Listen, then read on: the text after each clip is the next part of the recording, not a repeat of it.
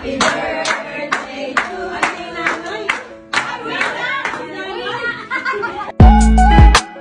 Another video, another birthday and Serye vlog na naman. Yes po, birthday po ngayon ng aking nanay. Lola ko po sa father side. Kaya naman itong si Aya, tignan nyo, nagre-ready na. Nakakatuwa nga, paano tignan nyo yung buhok niya at naiipitan na nga. Yun nga lang, dapat may suhol. Nung ali ay nuko, talagang manguluya talaga.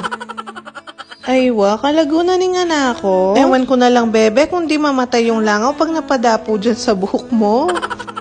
Dito nga ay sumisibi siya. Marami kasi siya mukhang nakikita na bago sa paningin niya. Anyway, eto pala yung lola ko na magbe-birthday ngayon. Opo, second birthday niya na po na di na namin siya kasama. O habang nagre-ready sila dyan, ma-share ko nga lang sa inyo. Meron nga akong di makakalimutang experience na kasama tong lola ko na to. Na hanggang ngayon ay every time na maaalala ko ay talagang natatawa ako. San kasi pag wala kaming pasok ay sinasama niya kaming umuwi ng Laguna. Tapos nga sumasakay kami ng bus papunta doon. Di ko lang alam kung hanggang ngayon, pero dati kasi ang bayaran sa mga bata ay depende sa height mo. Doon nga sa upuan ay pag umabot na yung ulo ng bata doon ay may bayad na siya. Kaya naman itong lola ko ay may technique siya. Pag nga malapit na yung konduktor ay gusto niya mag-slide kami sa upuan. Kung mag-i-slouch kami para hindi umabot yung ulo namin dun sa sukatan. Tapos nga lalagyan niya pa ng bag yung sa harap namin para hindi halatang nakaslouch kami. Ay wag kayo mga mare, super effective at talagang hindi naman nagbabayad yung lola ko.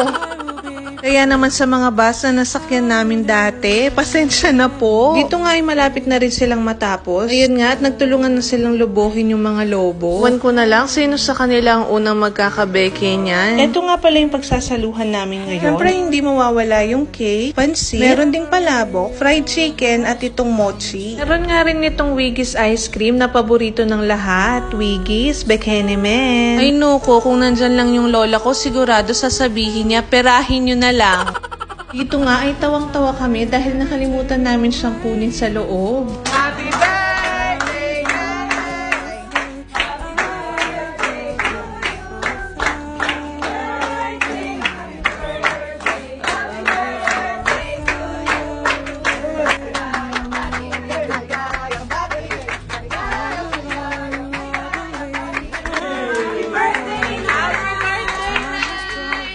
O tara mga tamo, dito nga ay nagkanya-kanya na kami paano after lunchtime na ito. Tingnan nyo naman tong napaka-cute na bata na ito. Buti na lang talaga hindi na nangingilala kaya naman nakakain ako. O bago matapos tong video na to, gusto ko na rin i-share sa inyo yung motivational words from my nanay na talaga namang tumatak sa akin. Isa rin kasi tong nanay ko na to sa tinatawag kong human diary, kaya naman madalas siya rin ang takbuhan ko. Kaya naman nung one time na nagsabi ako ng problema sa kanya, ang sabi niya sa akin ay magdasal lang daw ako. Nakikinig nga daw ang Diyos at magiging magaan nga din daw ang lahat. Oo, wag niyo nang pansinin yung boses ko, naiiyak talaga ako. Enough naman na kapag lahat ng problema mo ay sunurrender mo kay Lord, lahat magiging magaan. Lahat kaya mong lagpasan. Kaya naman, Nay, thank you. Happy birthday, nanay ko. I love you and we miss you.